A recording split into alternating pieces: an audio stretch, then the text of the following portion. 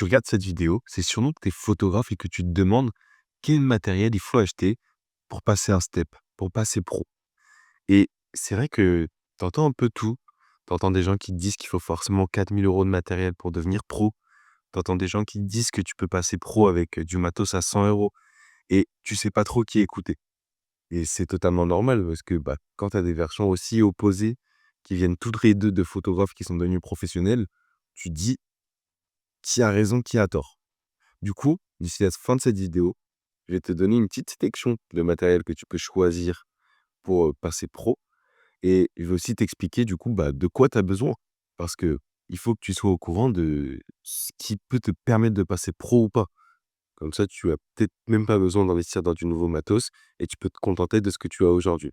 Donc, d'ici la fin de cette vidéo, on va passer tout ça en revue. Très sûrement un peu perdu dans la jungle du matériel. Tu vois énormément de références qui existent, énormément de marques qui existent. Les gens sur les réseaux qui font tous la propagande pour leur propre marque. Certains qui disent que Sony est la meilleure marque, certains qui disent que Canon est la meilleure marque, d'autres Fujifilm, parfois Nikon, c'est un peu plus rare. Mais tu vois, il y a un problème. C'est-à-dire que tout le monde a l'impression d'avoir raison et toi, tu es un peu perdu dans cette jungle où tu sais pas quel matos choisir et ça fait que tu fais des mauvais choix. Et en plus de toute cette propagande qui vient des photographes sur les réseaux, tu as les marques qui, elles non plus, vont pas se limiter dans le marketing. Donc, elles ont tout un marketing agressif.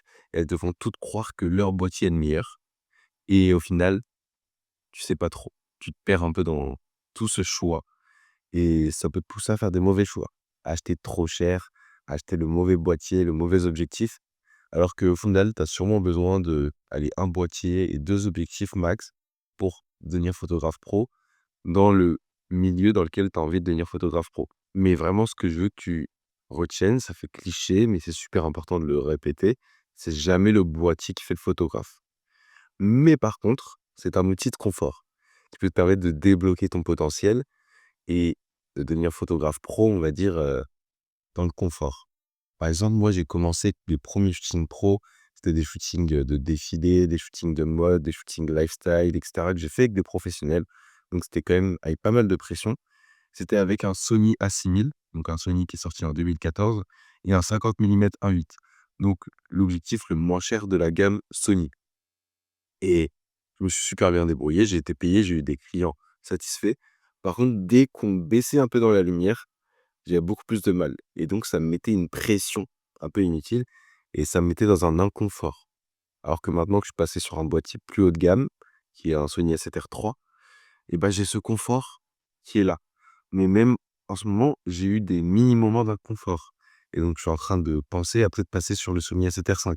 Mais ça, c'est parce que je gagne bien ma vie maintenant, et je sais que c'est un investissement, mais je te recommanderais jamais d'acheter un Sony A7R V tout de suite. Donc reste bien jusqu'à la fin de cette vidéo, je vais t'expliquer ce qu'il faut que tu achètes. D'ailleurs, si tu veux vraiment devenir photographe pro dans les prochaines semaines, n'hésite pas à t'abonner maintenant. Parce que sur cette chaîne, je te poste 3 vidéos par semaine pour justement t'aider à devenir photographe pro. Donc déjà, premièrement, dans les critères qu'on va souvent te mettre en valeur pour devenir pour acheter du matériel pro, on va te parler des mégapixels. Donc les mégapixels, c'est vraiment, le nombre de pixels en fait qu'il y a sur ton image, c'est la densité de pixels. La réalité, c'est que on va souvent te vendre des trucs à 48 mégapixels, 24, je ne sais combien. Mais à partir de 12 mégapixels, pour les écrans modernes, c'est largement suffisant. Donc quand tu achètes plus de mégapixels, ça va être pour recroper dans l'image à la retouche, pour en gros, recadrer à la retouche. Parce que du coup, quand tu recadres, tu enlèves des pixels, donc tu fais baisser la densité de pixels, quoi. Ou pour faire des grandes impressions qui vont être, du coup, très précises. Mais la vérité, c'est que pour le moment, tu peux pas te concentrer sur, ce critère-là de manière, trop importante. Par contre, des critères qui vont être importants pour le choix de ton boîtier, ça va être la dynamique du capteur, une bonne montée en ISO, un bon autofocus. Ça, c'est des choses qui vont vraiment compter.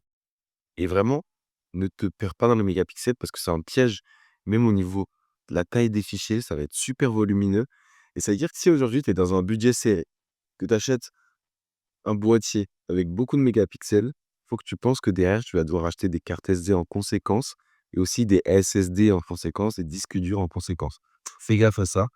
Et même quand on y pense, l'iPhone, par exemple, aujourd'hui, il a, je crois, jusqu'à 48 mégapixels, mais tu vois bien qu'en termes de qualité, il est bien en dessous d'un appareil photo à 12 mégapixels. Parce que ce qui fait la différence vraiment de la qualité d'image, c'est pas du tout les mégapixels. Ensuite, un autre critère qui va être super important pour choisir ton boîtier, c'est le capteur, le cœur du boîtier.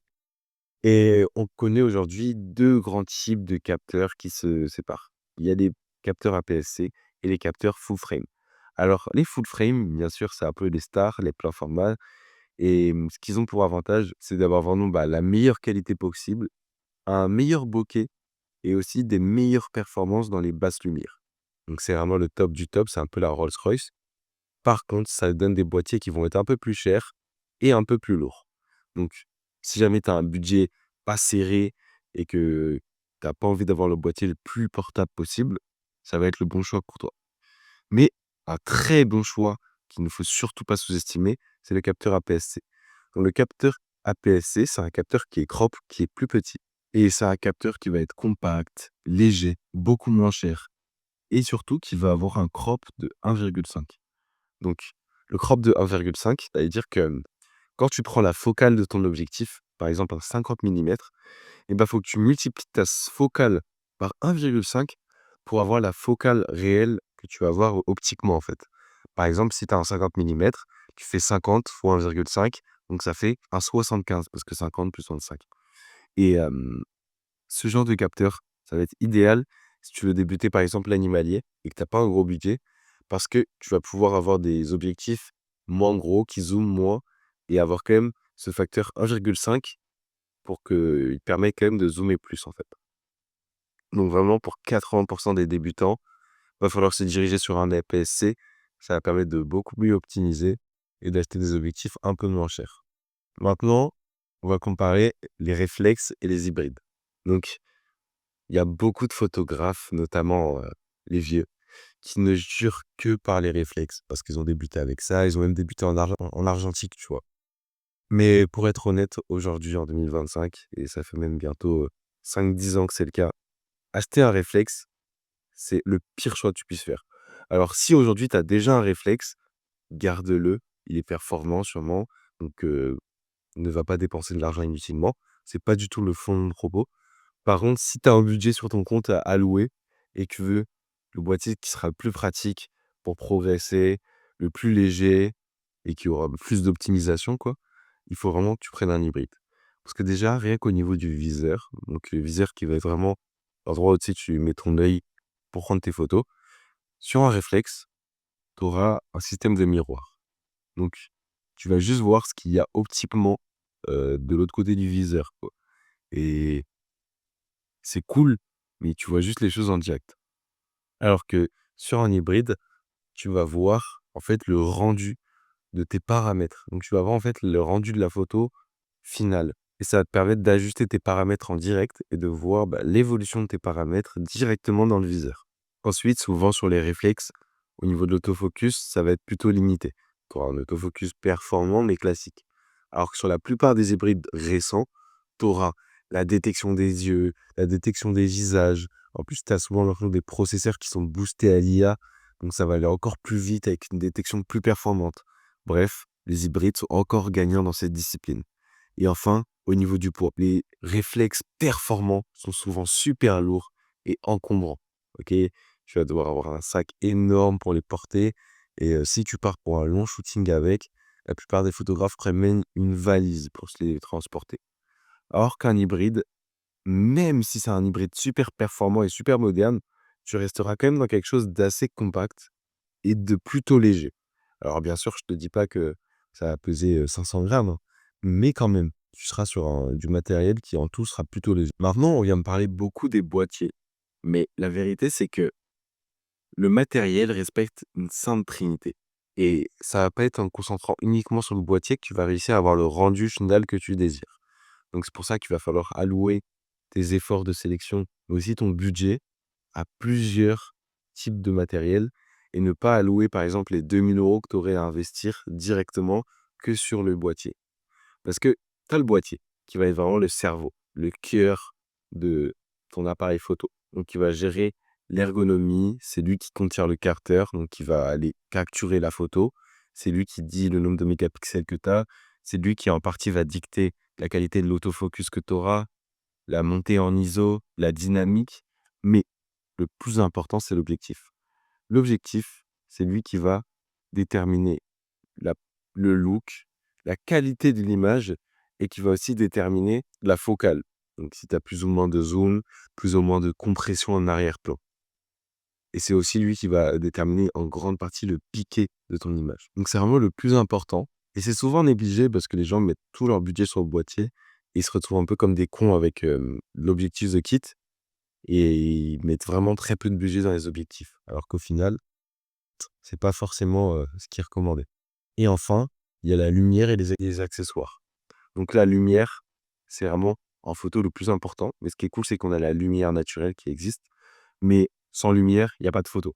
La photographie, ça veut littéralement dire, en termes d'étymologie, photographie, écrire avec la lumière. Donc vraiment, la lumière, c'est un point important. Et si tu comptes shooter, par exemple, en studio, en intérieur, utilise vraiment de la bonne lumière. Ça peut aussi faire toute la différence. Donc maintenant, on va passer à des recommandations de matos adaptées à ton budget. Donc je vais te donner des exemples de modèles, mais pour être honnête, tu peux prendre tous les modèles équivalents ou environnants à ce que je vais te recommander. Par exemple, si à un moment je te recommande un Canon, tu peux prendre l'équivalent Sony ou tu peux prendre l'équivalent Sony, une gamme au-dessus, une gamme en dessous. C'est juste en fait des exemples que je vais te donner pour un peu te montrer l'état d'esprit que tu dois avoir selon ton budget. Donc déjà, si tu as un budget débutant, donc inférieur à 1 000 €, je te recommanderais de prendre les Canon R50 ou pourquoi pas R10. Alors là, c'est si tu es en dessous de 1 000 €. Maintenant, si tu es en dessous de 500-600 €, c'est plus serré, mais je te recommande du coup mon premier boîtier, mon petit bébé, le Sony A6000. Donc pourquoi les R50, R10? Parce que je trouve qu'ils ont un autofocus vraiment incroyable, qui est hérité de boîtiers plus haut de gamme, mais qui va vraiment faire la différence en shooting et te rendre beaucoup plus confortable en shooting. Ils sont compacts, donc tu vas pas t'emmerder à les porter trop lourd, à avoir, un trop gros sac et leur objectif de kit est plutôt performant. Ça veut dire que même si tu as pas un gros budget, tu vas pouvoir te débrouiller au début avec l'objectif de kit et quand même pouvoir te faire plaisir en shooting. Ensuite, si tu as un budget entre 1 500 2 500 €, je peux te recommander soit des plus gros APS-C, comme par exemple les A6400 et cetera et du coup investir dans des plus gros objectifs, si c'est vraiment, ce que tu as envie de faire, tu vois? Prendre des objectifs vraiment performants et aller sur un boîtier, pourquoi pas APS-C. Maintenant, si tu as envie de prendre un full frame, ce que je te recommande, c'est par exemple de prendre le A7 IV qui est vraiment une référence. Donc il y a le A7 V qui est sorti il y a pas longtemps, donc ça va faire baisser le prix du A7 IV, ce qui va être pratique. Je te recommande jamais de prendre le dernier boîtier qui est sorti, surtout dans les budgets 1 500-2 500, parce que ce sera vraiment une perte d'argent, un gaspillage. Et si jamais tu es chez Canon, tu peux prendre par exemple R6 Mark II, quelque chose comme ça. Et franchement, avec ça, déjà, tu seras au top du top, tu auras un super appareil. Maintenant, à toi de voir si tu préfères prendre un gros APS-C et des bons objectifs, des excellents objectifs, ou si tu préfères prendre un bon full frame et par contre, là, un peu plus galérer à payer les objectifs ou devoir sortir un peu plus de budget. Et enfin, si tu es pro, je peux te recommander par exemple le Sony A7R5 qui a 61 millions de pixels, qui a un excellent autofocus, qui est bon pour le studio, bon pour les portraits, enfin bref, assez bon pour tout. Mais chez Sony, il y a énormément d'appareils pro qui vont pouvoir être, utiles pour toi. Le A1, hem, la gamme A7S si tu es plus dans la vidéo, A7R5 si tu veux non, A7 V si tu veux plus de polyvalence. Ensuite, il y a le Canon EOS R5, donc c'est excellent si tu es chez Canon ou si tu es chez Nikon, il y a le Z8 qui est pas mal. Maintenant, franchement, si tu mets plus de 3 500 € dans un boîtier, faut que ce soit un investissement. Faut pas que ce soit une dépense. Enfin, je pense pas en tout cas. Après, si tu as des milliers d'essence sur ton compte, fais-le. Mais bon, si tu as pas encore de prestations rémunérées, je te recommande plutôt de partir sur un peu plus bas, de commencer à gagner de l'argent avec tes photos, de pourquoi pas investir dans des objectifs. Et puis une fois que tu as investi dans des objectifs, achète un boîtier qui sera un investissement. Mais quand c'est une dépense, je trouve ça un peu bête de mettre 3 500 € comme ça d'un coup. Maintenant, au niveau des objectifs. Alors, dans les objectifs, il faut que tu connaisses les 2 grandes familles d'objectifs qui existent. Il y a les focales fixes. Donc les focales fixes, comme leur nom l'indique, elles vont te permettre de shooter à une seule focale. Donc elles sont souvent plus compacts, moins chers et avec une meilleure ouverture que les zooms. Et les zooms. Les zooms, eux, ils te permettent de shooter à plusieurs focales. Donc souvent, ils sont un peu moins qualitatifs, un peu plus chers et globalement, en termes de qualité pure, tu seras un peu en dessous d'une focale fixe. Maintenant, c'est des règles générales parce qu'un très bon zoom sera meilleur qu'une mauvaise focale fixe. Donc déjà, la focale fixe, qui est la focale fixe réelle que tout le monde a ou a eu, c'est le 50 millimètres 1.8. Ça coûte souvent 200 € ou moins et franchement, c'est super qualitatif, il y a un bon flou d'arrière-plan et je trouve que c'est un peu un essentiel. Tout le monde l'a eu, tout le monde l'a, donc c'est toujours cool de l'avoir. Ensuite, un autre objectif que j'adore et que j'ai personnellement et qui est 95 du temps sur mon boîtier, c'est un objectif zoom polyval. C'est le 24-70 f2.8. Donc c'est vraiment un peu le couteau suisse du photographe pro qui prend des photos dans le même style que moi. Donc moi, je suis dans le lifestyle, dans les événements, dans le pro et aussi dans les photos pour des influenceurs. Et ça me permet de faire tout ça avec un seul objectif et une qualité optique totalement dingue. Et sinon, si tu es plutôt dans le portrait et que tu as un moins gros budget, tu pourrais prendre un 85 mm 1.8 qui est excellent aussi, un peu comme le 50 1.8, mais un ou 2 steps au-dessus. Et en zoom en plus, donc ça va plus isoler ton sujet et plus compresser l'arrière-plan. C'est-à-dire que l'arrière-plan aura l'air plus proche de ton sujet. Maintenant, là, je te parle un peu dans les niches que je connais, mais si tu es par exemple dans le sport, tu vas pouvoir prendre un 70-200. Si le 70-200 est trop cher, par exemple en f2.8, tu peux prendre un f4. Si le f4 est trop cher aussi, tu peux prendre un 70-180. Il y en a un par exemple chez Tamron. Bref, débrouille-toi avec ce que tu as. Et je t'invite aussi à faire tes recherches sur une chaîne comme celle de Damien Bernal. Damien Bernal, je pense que j'ai regardé littéralement toutes ses vidéos pendant des années. Là, j'y regarde un peu moins parce que je suis un peu moins focus sur le matos. Mais en gros, c'est un Français qui, depuis des années, teste tout le matos qui sort. Il est en partenariat avec une boutique de photos et ses vidéos sont littéralement excellentes. OK, il connaît tout sur le matos, il en connaît plus que moi, bien sûr. Et franchement, si tu veux te renseigner sur un matos qui vient de sortir ou sur du matos que tu as envie d'acheter, regarde ces vidéos et tu vas tout comprendre et tu sauras exactement quel matos choisir. Il fait même des comparatifs et tout. Mais pour le moment, reste jusqu'à la fin de cette vidéo. Puis ensuite, tu pourras aller voir ces vidéos si tu veux aller plus loin. Ensuite, en termes de lumière, donc flash ou lumière continue, je peux te recommander plusieurs choses. Donc en flash, ce que j'utilise personnellement, c'est Godox. Donc moi, j'utilise la Rolls-Royce un peu des flash Godox Cobra. C'est le Godox V1. Mais tu peux prendre des modèles en dessous, ça va faire largement l'affaire. Ensuite, en studio, tu pourras prendre le AD200, qui est vraiment pas mal. Et Godox, c'est compatible avec toutes les marques. Ensuite, si tu n'es pas encore à l'aise avec le flash et que tu veux de la lumière continue pour voir le résultat en direct, ou si tu veux aussi l'utiliser en vidéo, je peux te recommander la Future Amaran. Donc c'est idéal, c'est de la bonne qualité. Maintenant, franchement, dans les lumières, si tu as vraiment un budget très serré, tu peux aller voir sur Amazon des trucs comme Neewer ou même aller sur d'autres sites non recommandables comme Temu ou quoi. Tu pourras trouver des choses vraiment bien, pas chères. Après, c'est pas écologique et tout, donc c'est à toi de voir. Mais si tu en as vraiment besoin, vas-y quoi. Mais ensuite, une fois que tu as toute cette lumière, à part si tu shootes en flash direct et que c'est un peu ton style, hésite pas à acheter des modifieurs, des modelers. Donc que ce soit des softbox, des parapluies, hem, acheter aussi des comment ça s'appelle? C'est super peu cher, ça s'appelle les réflecteurs. Les réflecteurs, en gros, c'est ce qui va réfléchir la lumière. Bref, ne laisse jamais une lumière artificielle, sans rien, mais hésite pas à la modifier pour l'adoucir et la rendre exactement comme tu veux. Ensuite, n'oublie surtout pas les accessoires que beaucoup de gens oublient de prendre en compte dans leur budget. Donc que ce soit les cartes SD, OK, V60 ou V90, pour avoir en fait une carte qui va être rapide. Parce que le but là, ça va être d'avoir une carte qui est rapide et aussi d'avoir une carte qui n'a pas une trop grosse capacité. Là, tu vas me dire: «Mais il est con quoi, enfin pourquoi une carte qui a pas une trop grosse capacité?» En gros, pour t'expliquer, si tu as une carte qui a une trop grosse capacité, c'est cool. Tu la gardes dans ton boîtier longtemps et tout. Mais si elle a un problème, tu vas perdre tout. Ou si tu fais une erreur, tu la formates par erreur ou quoi, tu vas perdre tout.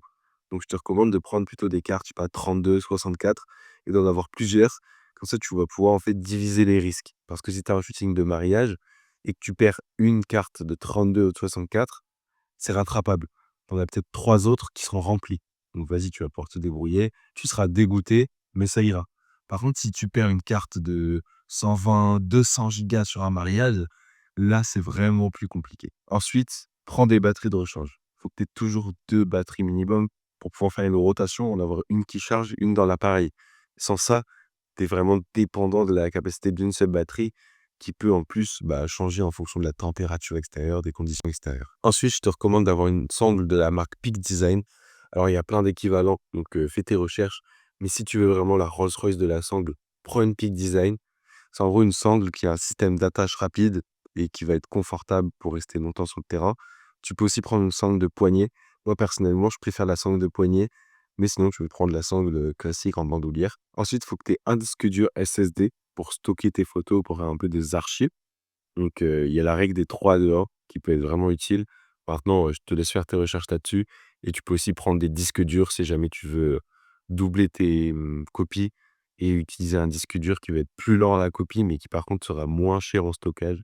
Au niveau des objectifs, si tu as un budget qui est vraiment pro, illimité, là, je sais pas, tu as 7 000 € sur ton compte, tu veux les investir dans du matos, écoute, prends le matériel qui va être du constructeur directement. Donc, par exemple, si tu as un boîtier Sony, achète les objectifs Sony.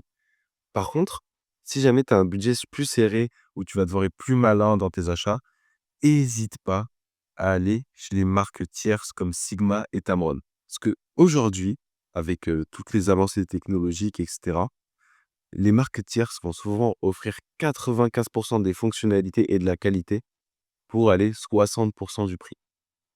Donc, pour te donner un exemple, là, sur l'écran, on a par exemple le Sony 24-70 GM2, donc qui ouvre à f2.8, qui lui va coûter autour des 2 400 €. Donc, il a un poids plume, les nefs instantanées. Et par exemple, il y a le Sigma 24-70 f2.8 Art, qui lui coûte 1 200 € et un peu plus lourd, et a un autofocus un poil en dessous, parce qu'il est limité par Sony, mais qui est aussi très performant comme autofocus. Donc maintenant, au niveau de la répartition de ton budget, tu vas pouvoir mettre par exemple 50% dans les objectifs, 30% dans le boîtier et 20% dans les accessoires tierces. Ça va te permettre d'être plus malin dans ta répartition et d'avoir vraiment la meilleure qualité d'image, le meilleur workflow en sortie de cet investissement. Parce que souvent, l'erreur que font les gens, c'est qu'ils mettent tout leur argent dans le boîtier et ils finissent avec un objectif et des accessoires médiocres qui font que la qualité des photos n'est pas du tout à la hauteur de la qualité du boîtier. Ensuite, en termes d'accessoires, tu vas pouvoir prendre un bon sac photo. Donc, le sac photo, vraiment pas falloir le négliger, c'est un peu ton assurance vie. Parce que déjà, premièrement, il va te servir de protection. Donc, protection contre les chocs et protection aussi contre les vols. Il va aussi te permettre d'aller en shooting dans le confort. Ok, ça va t'éviter les mal de dos, ça va être confortable. Et il va te permettre de mieux organiser tout ton matos. Donc, au niveau des marques, tu peux prendre du Peak Design, du Wondered, du Loewe Pro. Mais il y a même Decathlon qui a sorti des sacs photo récemment. Donc, tu vois, tu vas pouvoir t'en sortir pour pas trop cher. Et le but, c'est aussi qu'il soit un maximum étanche en cas de pluie. Je tiens aussi à te rappeler un truc. C'est que comme je te l'ai dit au début, le matos ne fait pas le photographe. On vit dans une société capitaliste que je ne vais pas critiquer, mais où on te dit tout le temps que la solution à ton problème est achetable et est à l'extérieur de toi.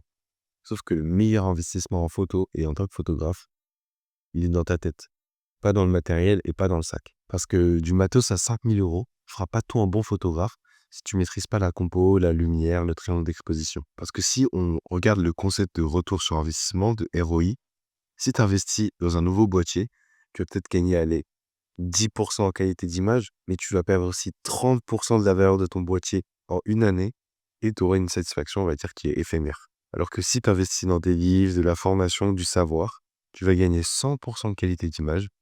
Tu auras aussi cette valeur qui est à vie, parce qu'elle est en toi et dans ton esprit, donc ta connaissance, tu vas jamais la perdre, et tu auras une rentabilité immédiate, que ça te permettra immédiatement, par exemple, d'avoir des prestats pro et d'investir dans du nouveau matos. Sinon, ce que je peux te recommander aussi, en plus du fait d'investir dans de la connaissance, c'est aussi de profiter du momentum que tu as en ce moment.